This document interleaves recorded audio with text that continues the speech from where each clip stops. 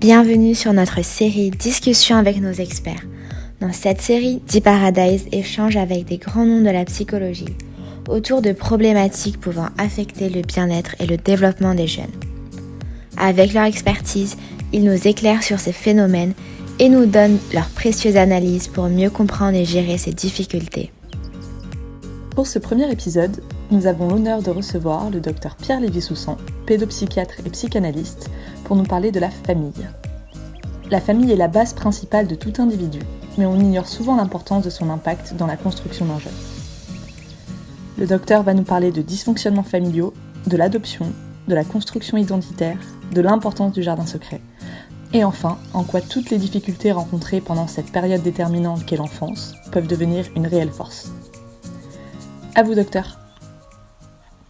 Pour débuter, pourriez-vous nous donner votre définition de la famille ? C'est une question vaste, étant donné que la famille est une notion qui a été toujours très évolutive au fil des siècles. Et on pourrait dire que, pour moi, j'aborde la famille par le biais de la filiation, c'est-à-dire comment se construisent les places de père, de mère, de fils et de filles.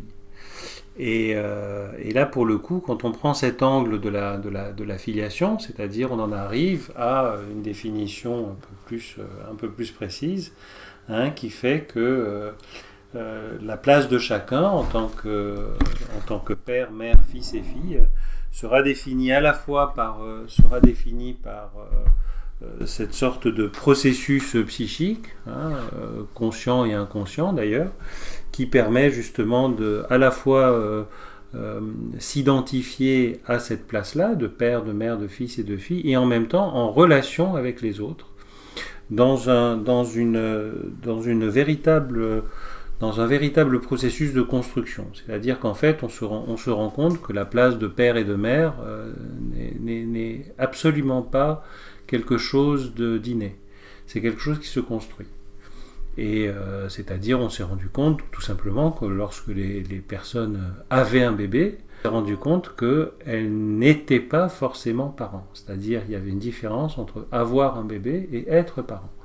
C'est-à-dire, le fait d'avoir un bébé permettait une construction d'être parent, mais que ce n'était pas obligatoire. C'est-à-dire que certaines personnes étaient en difficulté par rapport à ça.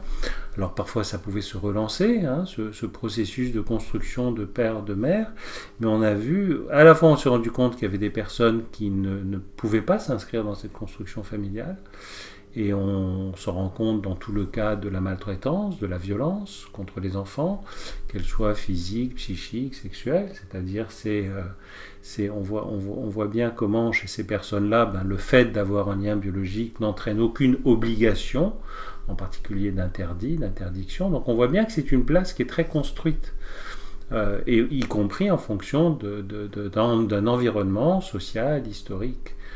Donc à la fois on se rend compte effectivement qu'il y a quelque chose de l'ordre d'un lien biologique, mais pas forcément. C'est-à-dire on s'est rendu compte, et ça on le verra par la suite, que le lien biologique est une condition qui n'est ni nécessaire ni suffisante pour être parent. Et donc tous ces processus à la fois identitaires et identificatoires qui se développent et s'intègrent au cours de la maternalité ou de la paternalité, et qui sont provoqués par l'arrivée de l'enfant. C'est pour ça que l'arrivée de l'enfant provoque une véritable crise identitaire chez chacun. C'est pour ça qu'il y a d'ailleurs autant de séparations lorsqu'un bébé arrive dans une famille. Et les enfants sont un véritable révélateur, en gros, de tout ce qui n'allait pas chez les adultes. Donc c'est un vrai problème, parce que l'enfant est finalement le meilleur consultant pour voir la solidité du couple, mais le problème c'est que parfois son arrivée provoque justement une telle crise identitaire, une telle difficulté d'accéder au statut de père, de mère, que parfois des couples se séparent. Donc on voit bien comment l'arrivée d'un enfant, d'un bébé, peut être un véritable tsunami émotionnel qui déborde chacun. Donc ça, c'était pour répondre à une première question de façon rapide. Première question, peut-on considérer que nous sommes tous les enfants de nos parents ? Et deuxième question, comment les violences parentales peuvent-elles impacter les relations que l'on a avec autrui ? D'abord, tout le monde n'est pas enfant de ses parents. C'est-à-dire, comme je vous le disais à titre d'introduction, c'est une construction, celle d'enfant de ses parents. Celle de fils et de filles, c'est une construction. Et c'est pour ça que c'est un sentiment subjectif que l'on a d'être fils et fille de ses parents. On n'est pas allé vérifier.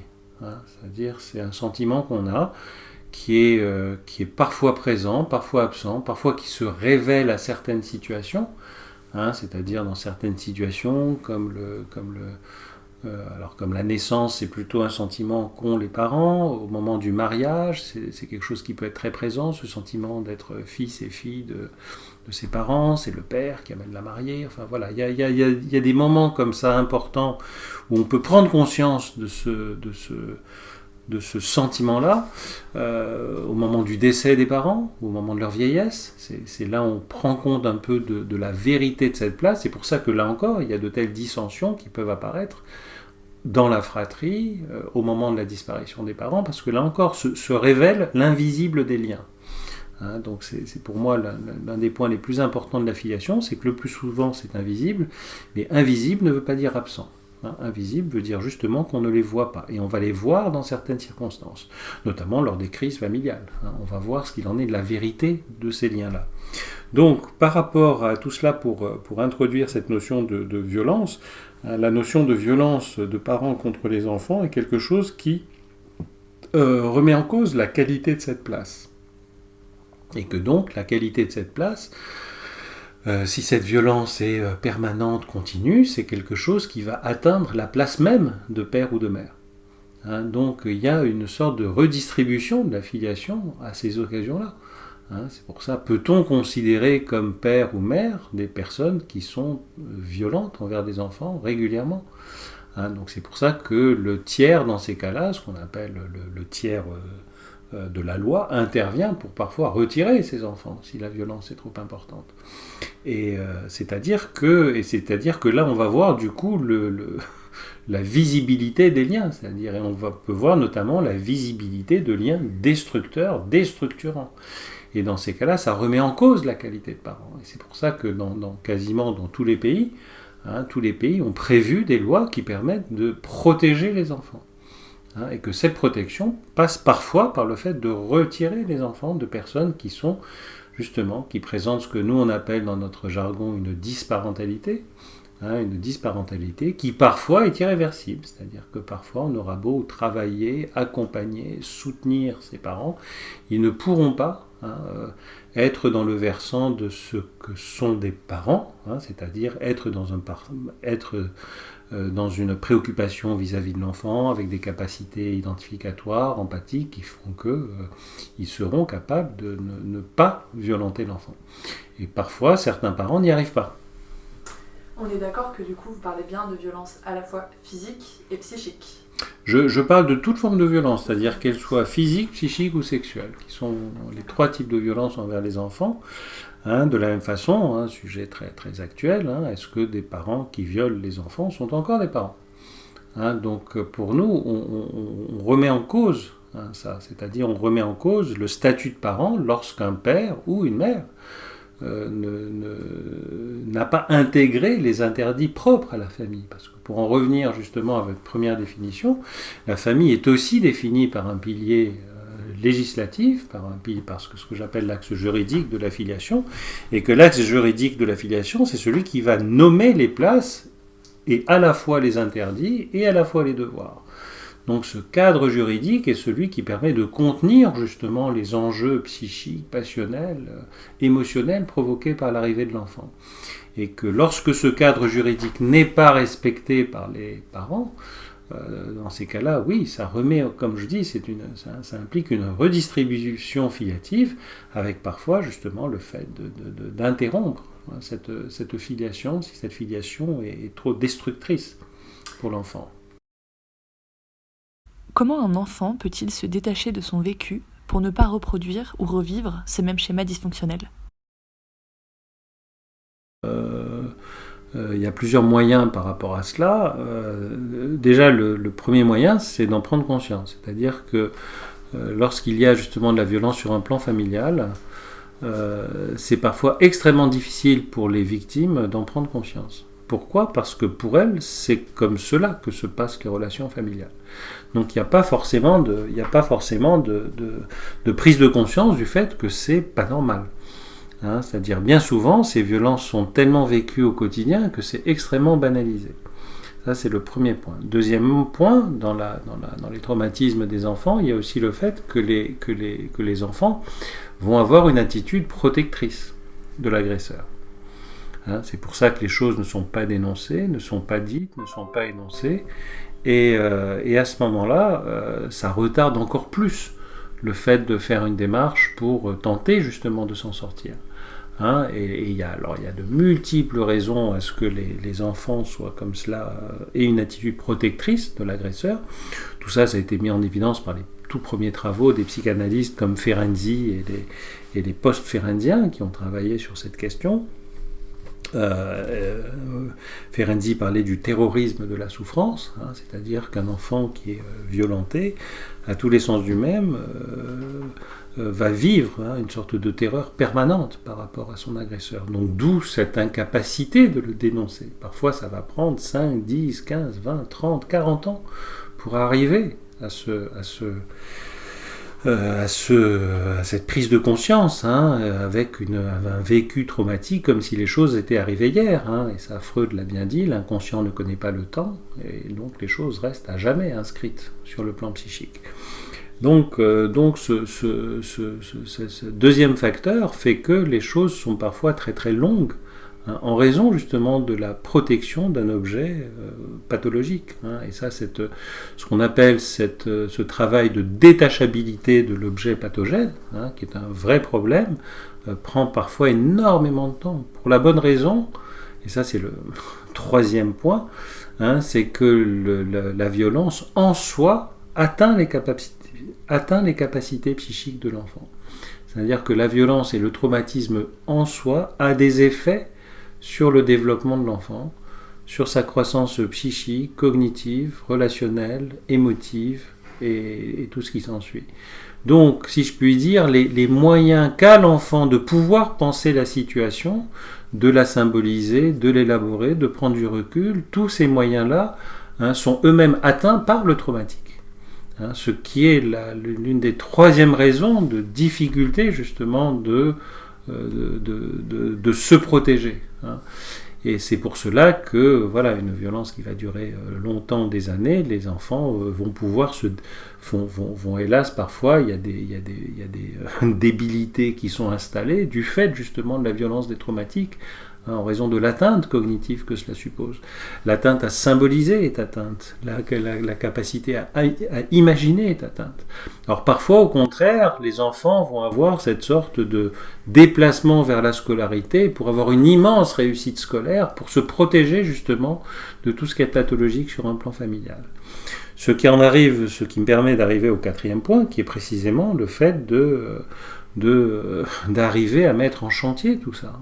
Et il est vrai que le suivi psychothérapique fait partie justement des moyens pour moi les plus importants à mettre en place pour arriver à d'une part à nommer les choses, et que le thérapeute sert de ce qu'on appelle d'être un témoin engagé de ce qui s'est passé. Et que parfois il n'y avait jamais eu de témoin de cela. Mais nous, dans ces cas-là, dans cette position, on peut témoigner de ce qui s'est passé. C'était pas l'enfant qui était fou, c'était pas l'enfant qui était mauvais, c'était pas l'enfant qui était dysfonctionnel. Parce que bien souvent, les enfants justifient la violence en disant « bah oui, c'est parce que j'étais pas bien, j'étais pas sage, etc. » Et nous, on peut nommer les choses et leur permet de ne pas tomber dans ce que Searle appelait du très juste nom de l'effort pour rendre l'autre fou, parce qu'effectivement, une violence qui n'est pas nommée comme telle et qui est considérée comme la norme peut rendre fou l'enfant. Donc le suivi psychothérapique peut permettre justement de remettre les choses en place, les mots en place, les pensées en place, de façon à valider et à légitimer les pensées de l'enfant par rapport même à ce qui s'est passé. Ce qui peut provoquer du coup des remémorations traumatiques. Parce que bien souvent, on est dans une clinique de ce que, une clinique très très ancienne qu'on connaît bien, justement, une clinique du post-traumatique, et que cette clinique du post-traumatique qu'on imagine mal sur les enfants, c'est-à-dire les gens pensent que le post-traumatique c'est uniquement pour les soldats de retour de la guerre d'Irak, mais en fait cette clinique a été montrée à partir des enfants dès la naissance. C'est-à-dire une violence qui s'installe chez les bébés, c'est quelque chose qui va provoquer des symptômes post-traumatiques. Donc toute la clinique des 0-3 ans et de la violence sur les enfants de 0-3 ans est une clinique dont on connaît les effets, les symptômes et les graves conséquences secondaires de ces violences-là. Donc c'est pour vous dire que une prise en charge, et peut-être qu'on en parlera dans un second temps, permet d'accéder à la remémoration de telles scènes qui étaient déniées, clivées et surtout pas prises en considération pour se protéger, parce que se souvenir de cela est quelque chose de tellement traumatique qu'on préfère ne pas se souvenir. Donc déjà, le premier temps d'une thérapie sera celui de permettre la réapparition de ces scènes pour pouvoir justement y faire face. Une fois qu'un jeune a validé cette étape de prise de conscience, comment est-il accompagné dans la suite de son parcours ? Déjà lorsqu'il a fait cette première démarche, c'est déjà énorme de faire ce premier pas, parce que déjà ce premier pas suppose que la personne a eu une prise de conscience de l'effet de ces symptômes sur sa vie. Parce qu'il est bien entendu qu'avant de même commencer une démarche, il faut que la personne puisse justement accéder à la dimension pathologique des problèmes qu'elle a. Ce qui n'est pas forcément évident.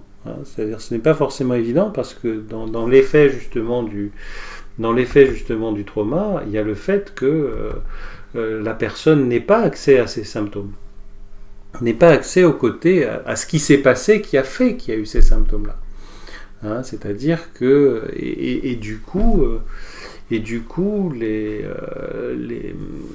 la prise de conscience du fait que peut-être que si j'agis d'une façon autodestructrice, si je me drogue, si j'en suis amené à me prostituer, si j'en suis amené à avoir des relations pathologiques avec les gens, de violence, etc., c'est peut-être dû à des problèmes que moi j'ai. C'est une étape essentielle pour commencer même à faire les démarches. C'est-à-dire qu'une fois de plus, le côté pathologique de ces attitudes, c'est pas forcément accessible immédiatement. C'est-à-dire que la personne peut tellement l'avoir intégré comme un trait de sa personnalité qu'elle pense bien souvent qu'il n'y a rien à faire et qu'elle est comme ça. Alors qu'elle n'est pas comme ça, c'est quelque chose qu'elle a qui la rend comme ça, ce qui est complètement différent.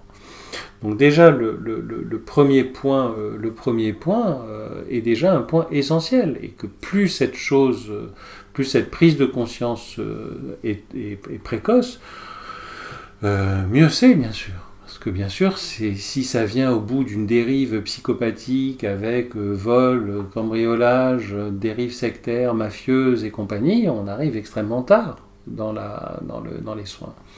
Alors que l'on sait très très bien, au niveau psychopathologique, à quel point justement la violence subie peut entraîner des dérives psychopathiques et illégales dans la dérive justement que cela entraîne. Plus c'est précoce, plus c'est tôt, bien sûr, au niveau de la prise en charge. Donc déjà, le fait de prendre conscience des effets de ces traumatismes qui, le plus souvent, sont niés, refoulés, déniés, clivés, est déjà une étape essentielle. Donc ça, c'est vraiment le premier point. Le deuxième point, ça va être bien sûr celui de tout ce qui va être à la fois du volet thérapeutique et du volet de réparation. Et pour nous, les deux choses sont liées. C'est-à-dire que bien sûr, il y a tout le volet thérapeutique et psychothérapique, mais il y a une autre dimension qui pour nous est une vraie dimension soignante, c'est la dimension de réparation. C'est-à-dire, c'est le pilier législatif. Ce fameux pilier législatif qui est constitutif, on l'a vu, de la famille et des places familiales. Ce pilier législatif a un rôle justement thérapeutique auprès des jeunes. Et que le fait justement de pouvoir ressolliciter cet axe législatif pour quelque chose de l'ordre de la réparation et de la punition des personnes en cause, que ce soit familial ou extra-familial, c'est essentiel. C'est essentiel parce qu'il y a quelque chose de l'ordre de la quand l'injustice a été justement quand l'injustice a été dominante, la réparation de cette injustice est essentielle par le social. Et ça doit être fait par le tiers juridique. Et ça, Winnicott l'a extrêmement bien montré par rapport à la notion qu'il avait de confiance dans le monde. C'est-à-dire que pour un enfant qui grandit est un enfant qui peu à peu va avoir une sorte de confiance dans le monde. Pourquoi ? Parce que le monde a été particulièrement fiable. Il n'a connu que la fiabilité du monde, c'est-à-dire une sorte de... Voilà, lorsqu'il avait faim, le biberon est arrivé en temps utile. Lorsqu'il n'est pas bien, le monde environnant va pallier à ses besoins. C'est-à-dire qu'il faut toujours considérer le nourrisson comme un être d'une dépendance vitale par rapport à l'entourage. Donc très très vite, la qualité de cet entourage et de cet environnement va être constitutif de la construction de cet individu. Et donc de son identité future. Et si l'enfant prend trop tôt conscience de la non-fiabilité de ce monde-là, parce qu'il aura affaire à un monde non fiable, dangereux, pas adapté, qui le laisse dans son état de dépendance vitale en lui faisant sentir cette dépendance vitale, bref, si l'enfant, au lieu de ne pas sentir la présence du monde tellement que ça lui est adapté, développe des symptômes d'hypervigilance en raison de la non-fiabilité et de manque et de besoins qui finalement ne seront jamais assouvis, à ce moment-là, il y a l'atteinte de la confiance que le bébé aura dans le monde, avec un certain nombre de symptômes en conséquence, dont l'hypervigilance, mais surtout dont la défiance par rapport au monde. Et un enfant qui, au lieu d'avoir confiance en monde parce qu'il sait que ce monde, au bout d'un moment, il sera fiable, c'est-à-dire pourquoi des gosses font des études ? Il n'y a rien de plus galère que de faire des études.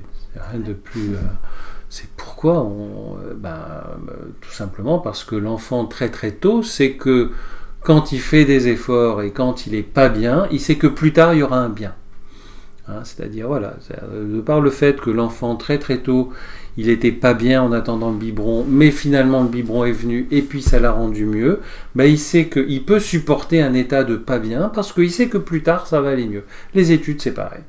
C'est-à-dire, il sait que les études c'est désagréable, c'est pas le top et c'est pas les jeux, mais il sait que grâce à cet état pas bien, il va pouvoir arriver à quelque chose qui lui fera plaisir. Donc il fait confiance à ce monde pour lui apporter le plaisir, surtout qu'il sait que lorsqu'il est passé d'une étape où il n'était pas, où il ne pouvait pas agir sur le monde, peu à peu l'enfant va voir qu'il a prise sur le monde, en fonction de ses cris, puis en fonction de ses paroles, puis en fonction de ses actions et de sa motricité. Donc peu à peu l'enfant sait qu'il peut modifier le monde pour que les choses arrivent mieux, plus vite. Et donc ce qui fait qu'on supporte l'insupportable des études, c'est que c'est en raison du fait qu'on va faire confiance dans ses actions pour pouvoir modifier ensuite le monde. Donc tout cela pour dire que cet état de confiance dans le monde, c'est essentiel. Et lorsque ça a été atteint d'une façon précoce, importante, là du coup c'est terrible. Parce que l'enfant ne fera plus confiance dans le monde des adultes. Et s'il ne fait plus confiance dans le monde des adultes, l'enfant, l'étape d'après, c'est de se venger de ce monde des adultes qui ne l'a pas protégé alors qu'il en avait besoin. Et ce qui nous amène pour moi à cette dimension de réparation qui est essentielle. C'est-à-dire que le tiers social qui a été défaillant, le tiers juridique qui a été défaillant, doit être à nouveau présent pour montrer qu'il peut réparer et punir. Donc ça, c'est pour cela que c'est là encore en plein sujet d'actualité, c'est-à-dire qu'est-ce qui se passe quand un inceste a été fait il y a 10, 20, 30 ans, est-ce qu'il y a prescription, pas prescription, qui on va croire, la parole de l'enfant ou pas, enfin toutes ces histoires-là très actuelles, qui apparaissent, que ce soit dans le milieu religieux, sportif, enfin bon, tous ces scandales qui apparaissent maintenant. Nous, c'est une clinique, ça fait depuis près de 40 ans qu'on essaye de dénoncer ça. Hein. Simplement, voilà, les pédopsies ne sont pas toujours entendues.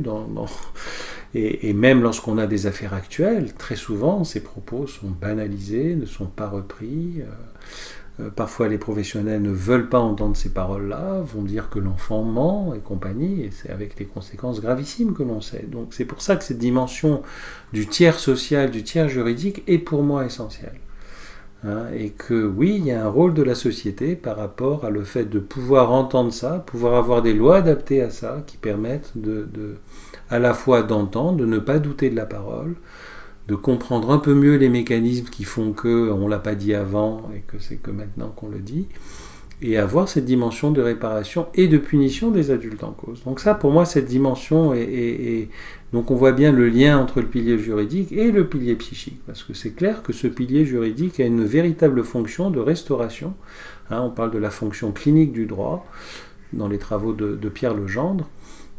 Et cette fonction clinique du droit est pour moi essentielle dans les traumatismes de l'enfant. Sans ça, l'adolescent puis l'adulte se vengera plus tard. C'est-à-dire le monde n'a pas été fiable à mon égard, je me vengerai du monde. Hein. Et ça, Freud l'a aussi montré dans ce qu'il a pu dire sur Richard III de Shakespeare, hein, où Richard III, qui lui avait vécu les injustices non pas d'une famille mais de la mère nature, mais vous remplacez cette injustice de la mère nature qui l'a rendu bossu par l'injustice de la mère tout court, et vous verrez comme un enfant qui a été bossu dans son enfance, moqué des autres, etc., développera une haine de ce monde-là, une haine de... La tirade de Richard III est remarquable à cet égard, hein, une haine de toute cette notion de plaisir, de fête, etc., parce que lui se battait pour sa survie. Hein, et dans ces cas-là, les enfants qui développent non pas des mécanismes de vie, mais des mécanismes de survie, sont dans une autre logique que celle de ces enfants-là. Donc d'où pour moi l'importance de cet axe juridique et l'importance des lois à destination des enfants. Et ensuite, la dimension psychothérapique sera, elle, aussi essentielle pour ce travail très très progressif de reconstruction, qui peut passer par des tas d'autres techniques. Hein. Alors c'est vrai que je défends effectivement beaucoup la psychothérapie psychanalytique. Il y a d'autres approches, hein, comme le MDR, comme les thérapies plus cognitives pour permettre cela. Mais sans doute pour moi l'approche d'essayer de voir les effets les plus profonds, les plus inconscients de ces traumatismes sont importants. Hein, mais c'est sûr, ce n'est pas facile parce qu'on a avancé maintenant d'une façon assez précise, y compris sur un plan neurocognitif, pour voir à quel point justement les choses étaient inscrites sur un plan cérébral d'une façon beaucoup plus profonde qu'on le pensait. Vers qui les jeunes peuvent-ils se tourner pour demander de l'aide ? Écoutez, les premières personnes en général vers lesquelles les jeunes se tournent sont le plus souvent soit des amis, soit des personnes de confiance, soit des personnes d'un milieu extérieur. Le plus souvent c'est un milieu scolaire qui parfois, c'est-à-dire qui soit un milieu où l'enfant ou l'adolescent ait encore confiance.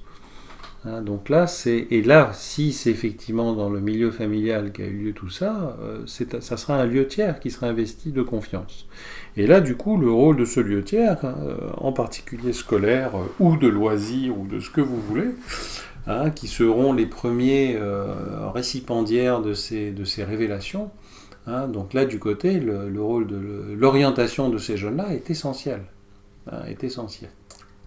Et là, pour le coup, il ne faudra pas se louper. C'est-à-dire, il faudra véritablement que l'enfant ou l'adolescent soit bien orienté vers des structures d'écoute et d'accompagnement et ayant justement une certaine spécialisation dans tout ce qui concerne justement ce qu'il en est de la traumatologie et du psychotrauma pour pouvoir prendre en charge justement ces enfants ou adolescents. C'est quand, et en l'absence de lieux spécialisés de psychotrauma ou de victimologie, d'autres lieux tiers d'écoute sont extrêmement importants par rapport à ça. Parce que c'est pour prendre conscience que 1, ce n'était pas banal, 2, ce n'était pas normal, ça passe par un tiers. Et là, du coup, les amis ne peuvent pas, parce que beaucoup de jeunes ont dit « ouais, mais voilà, j'en parle à mes copains, etc. » et tout. Oui, mais c'est pas la même chose d'en parler à ses copains, d'en parler à un professionnel, à un tiers qui aura une fonction qui est justement, on n'est pas ses copains aux patients. Et ça permet justement, dans ce cadre-là régulier d'écoute et tout, le déploiement de la problématique psychique. Donc c'est vrai que le relais de cette prise de conscience vers ensuite des lieux d'écoute, de soins et de traitement est essentiel. Lorsque l'on vit ce type de difficulté dans l'enfance, il n'y a donc pas de fatalité à ce que cela se reproduise une fois adulte ? C'est vrai qu'il n'y a pas de fatalité. Il n'y a pas de fatalité. Maintenant, il est vrai que la compulsion de répétition de cette violence est considérable. C'est pour ça que les enfants qui ont été violés pourront se transformer en prédateurs sexuels. C'est les enfants qui ont été violentés physiquement pourront se transformer en agresseurs plus tard, y compris de leurs enfants. Donc là, il y a hélas parfois une logique intergénérationnelle qui est en jeu. Il y a ce documentaire formidable que je recommande à nos auditeurs, un documentaire qui s'appelle « L'école en bateau ». Et dans ce documentaire de l'école en bateau, qui est un fait réel, qui est un remarquable documentaire, qui montre comment dans les années 70-80, il y avait comme ça une sorte d'école alternative qui était dirigée par un psychologue d'ailleurs, qui était en même temps le chef de bord, le capitaine de ce bateau, et qui proposait une sorte de scolarité dans le monde de la réalité, en alternative à l'école, en dehors des bancs scolaires, etc. Donc pour des enfants qui ne toléraient pas la scolarité habituelle. Donc comme ça, sur le papier, ça paraissait très bien, ça paraissait... Et quand j'avais vu ce documentaire, je voyais des images Super 8, plutôt sympathiques, d'enfants en noir et blanc, couleur, découvrant la réalité des coquillages et tout, et donc l'instituteur, enfin le capitaine qui se servait de cette prise de contact en direct par la réalité des choses, en profitait dans son enseignement. Donc ça, c'était ce qui était à l'apparence. Et puis, lorsqu'on entend ce documentaire, on voit à un moment comment les choses n'étaient pas du tout comme ça en réalité. C'est-à-dire comment derrière ce volet visible, et l'invisible de ce volet, c'était des viols réguliers de ces enfants. Des enfants entre eux, des enfants avec les adultes, et donc il y avait ce procès avec ce problème justement de la prescription des actes, des violences sexuelles, mais voilà, certains n'étaient pas prescrits. Et ce documentaire était remarquable de justesse, c'est-à-dire j'étais frappé par la justesse du documentaire, et en particulier de la justesse de la voix off. Je dis mais c'est étonnant, comment cette personne peut connaître aussi bien les mécanismes de silence d'un enfant violé, de défiance du monde. J'étais abasourdi par la qualité de... voilà, c'était pas un psy, mais pourtant il parlait des choses mieux que n'importe quel psy, des mécanismes justement de cette violence sur les enfants. Et à un moment, il dit, voilà, donc il feuillette une sorte de cahier, où on voit une description, une sorte de journal de l'époque d'un enfant, avec des tas de dessins et tout, et à un moment, tout s'arrête, les pages sont blanches. Et la voix off dit, voilà, là, c'est à partir du moment où j'ai été violé, pour moi, le monde des adultes, c'était fini. Point à la ligne. Il a fallu que j'attende la fin du documentaire pour comprendre que le réalisateur était sur le bateau. Et donc il y a eu le procès, Caméniac a été condamné, heureusement, mais le problème, et le documentaire l'a bien montré, c'est que les enfants qui étaient sur ces bateaux, d'autres sont devenus des prédateurs sexuels auprès des autres enfants. Et il y en avait qui ne sont pas devenus des prédateurs et qui disaient, ben voilà, quand j'ai mon bébé dans mes bras, je dois lutter contre le fait d'avoir une érection. C'est-à-dire que, heureusement, il n'y a pas de fatalité, mais qu'est-ce que c'est plus difficile ? C'est pour ça que la véritable prévention des violences sexuelles sur les enfants, c'est déjà la prise en charge des enfants violés et agressés sexuellement. Comme des enfants battus et frappés, c'est la meilleure prévention de ce qui se passera plus tard. hein.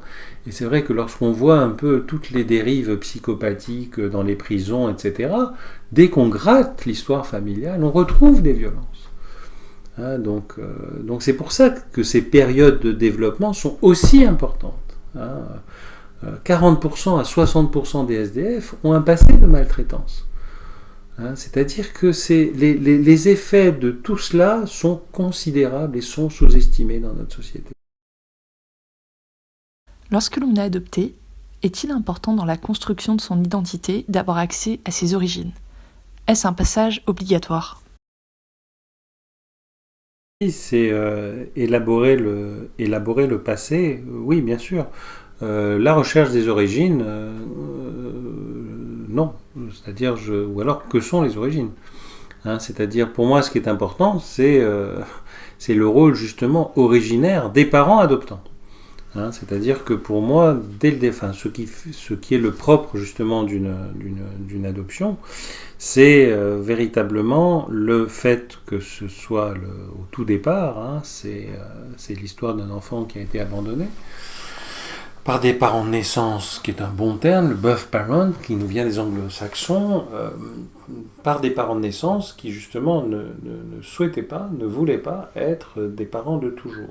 Hein, c'est pour ça que ce sont des parents de naissance qui vont interrompre leur filiation pour permettre la création d'une filiation par des parents qui ne peuvent pas avoir d'enfants, mais qui veulent être parents.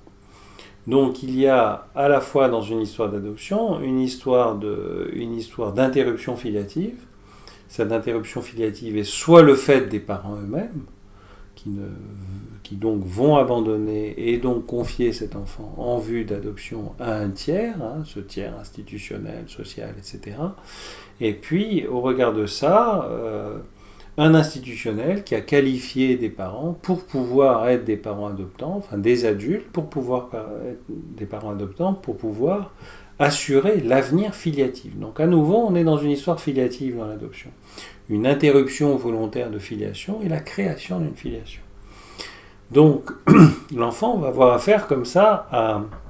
Alors déjà au passage, on voit qu'effectivement que la création d'un lien psychique et juridique avec un enfant va suffire pour la filiation. Donc ça, on le savait déjà parce qu'on peut se passer du pilier biologique, mais pas du pilier psychique et juridique.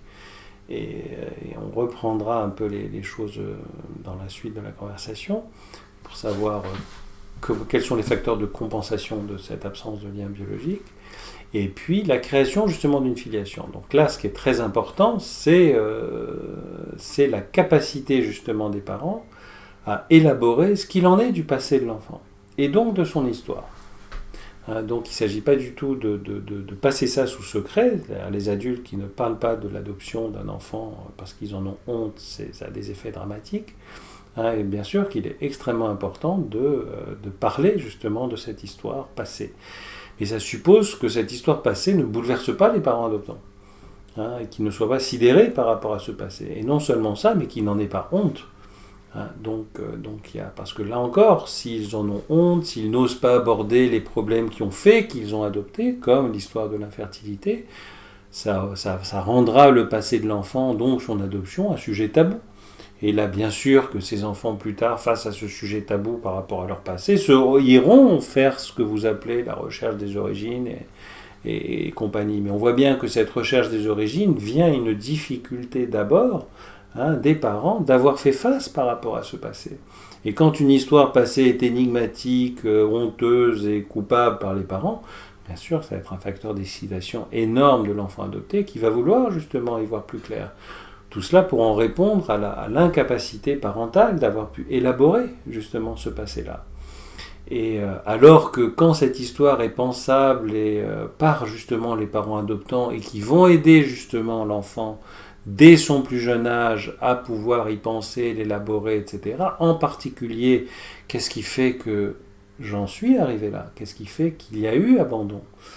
C'est pour moi l'étape la plus difficile, la plus compliquée des parents adoptants, d'aider à élaborer l'enfant, cette étape d'abandon par les parents de naissance. D'accord. Donc quand vous parlez de partir à la recherche du récit de son passé, vous parlez à la fois du passé des parents adoptifs, mais aussi des parents biologiques. Oui, c'est-à-dire que, je parle surtout pour nous, la notion de parent biologique ne veut rien dire. C'est-à-dire que, le lien biologique, une fois de plus, comme je vous l'ai dit, ne dit strictement rien par rapport à la qualité de parent. Oui. Donc, non, ce que je dis, c'est que l'histoire, justement, du passé de l'enfant doit être quelque chose d'accessible à l'enfant, et que cette accessibilité passe ipso facto dès son enfance par l'imaginaire des parents. Donc c'est pour cela que le rôle des parents adoptants est si important. Parce que ce sont les premiers qui doivent faire face à des histoires complexes et difficiles du passé de l'enfant. Mais de la qualité de leur élaboration et du fait que ce ne soit pas un sujet tabou, ça sera d'autant plus facile à raconter à l'enfant et à rentrer son histoire passée, à la fois par rapport à un récit parental, mais aussi par rapport à un récit du couple qui l'a amené vers cet enfant. C'est pour ça que l'origine de l'enfant, elle est où ? Est-ce qu'elle est du côté du bio ou est-ce qu'elle est du côté du psychique par les parents adoptants ? Pour moi, elle est du côté à la fois justement du bio parce qu'il y a une venue au monde dans un premier couple, mais dans une histoire qui a fait qu'il y a une interruption filiative. Donc c'est à la fois, c'est pour ça qu'un enfant adopté a besoin d'histoire, et a besoin de comprendre aussi comment l'histoire du couple a fait que il y a eu cette rencontre. Et pour moi, la notion de cheminement vers l'enfant, c'est ce cheminement qui a une valeur originaire essentielle dans la venue d'un enfant adopté. Et c'est pour ça que c'est parfois compliqué de raconter l'histoire du couple, l'histoire de l'infertilité, la motivation à adopter. Donc ça, ce sont des choses compliquées, mais c'est quelque chose qui sont fondatrices de l'identité future de l'enfant. Certains tabous peuvent être destructeurs. Pour autant, avoir un jardin secret peut-il être bénéfique dans la construction de soi ? Le jardin secret, c'est vraiment le domaine de l'intime. C'est le domaine de l'intime, c'est quelque chose qui sert à ressourcer la personne, à ressourcer le moi. Donc c'est quelque chose de privé qui ne sera pas accessible aux autres, mais qui sera accessible à la personne, et la personne en décidera qu'est-ce qu'elle veut partager de ce jardin ou pas.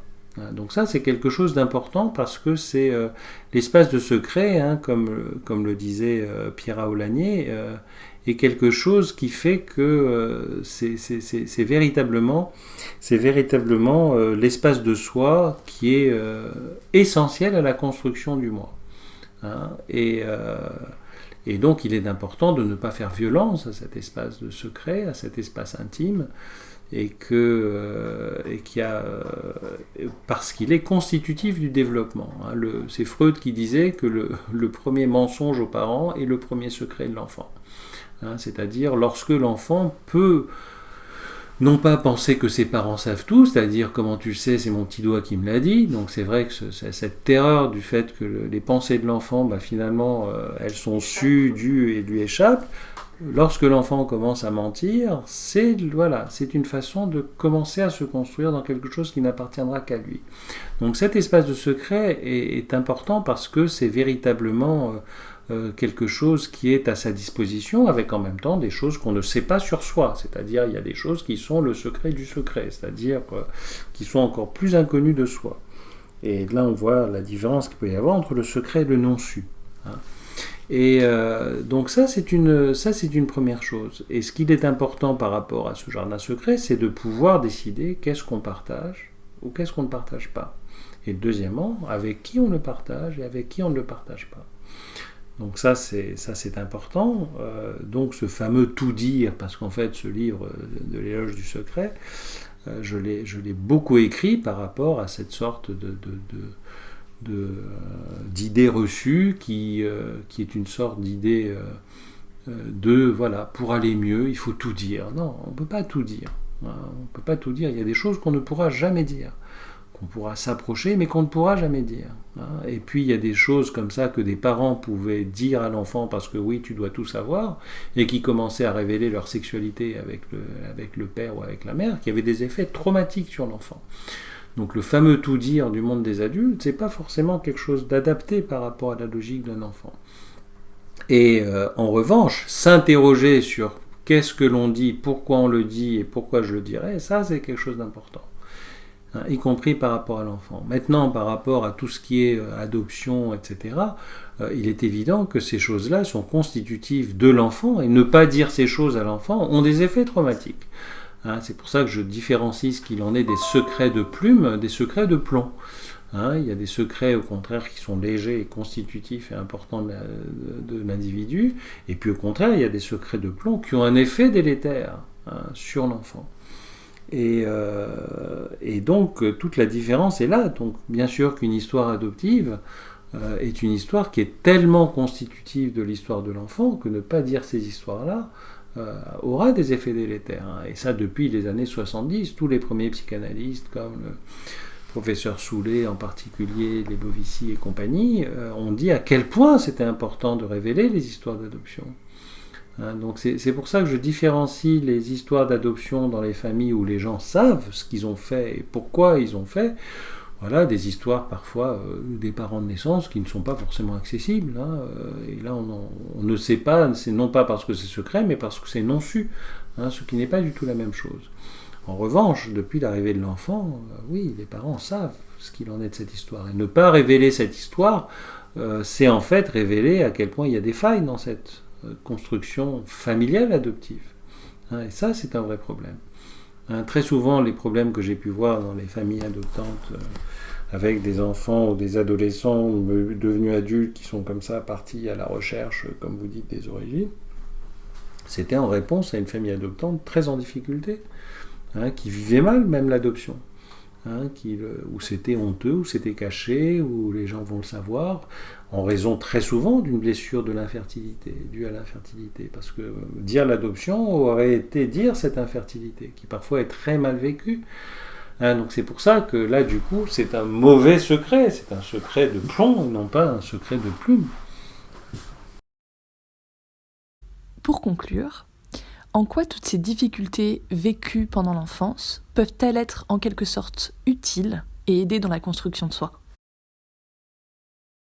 C'est une très bonne question parce que les difficultés rencontrées dans l'enfance, dans les bons cas, nous aident justement à explorer ses propres ressources psychiques internes. Donc oui, les difficultés, les capacités qu'on a pu avoir pour les surmonter ou pour ne pas les surmonter sont une source d'enseignement quant à nos capacités. Donc à la fois ça apprend sur soi et à la fois ça apprend sur le monde et sur les autres. Donc en ce sens-là, c'est essentiel. C'est essentiel parce que ça met en contact, si je puis dire, par rapport à sa capacité à transformer les choses, à pouvoir les penser, à pouvoir les élaborer. Donc ça rend l'appareil psychique son ami et non pas son ennemi. Et en tout cas, transformer son appareil psychique d'ennemi en ami, d'ennemi parce que source de souffrance et d'angoisse, de dépression, etc., et finalement voir que tout ça sont des signaux qui peuvent nous permettre au contraire d'aller mieux, ça c'est essentiel. C'est pour ça que pour nous, voilà, que ce soit crise d'angoisse, dépression, voire les pathologies de l'agir, comme dirait le professeur Jamet, addiction, boulimie, anorexie, etc., sont des symptômes qui nous renseignent sur nous. Et au lieu de les considérer comme ennemis, les considérer comme des signaux d'alerte qui nous permettent justement d'aller à la rencontre de soi. Mais du vrai soi, pas d'un soi qui a été modifié par ces symptômes. Et c'est vrai que cette rencontre de soi avec soi fait partie des rencontres les plus riches que l'on peut avoir. Parce qu'à la fois c'est une source d'enseignement sur soi, mais aussi une source de renseignement sur les autres et sur le monde.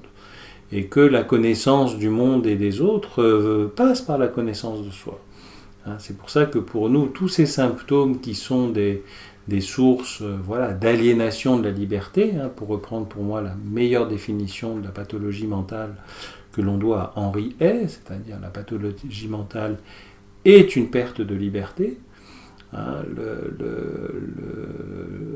fait d'aller à la rencontre de ce qui fait qu'il y a une perte de liberté parce qu'il n'y a rien de plus pauvre qu'un symptôme, il n'y a rien de plus pauvre qu'une une conduite pathologique qui est toujours la même. Il n'y a rien de plus pauvre qu'une névrose de répétition. On va répéter toujours la même chose.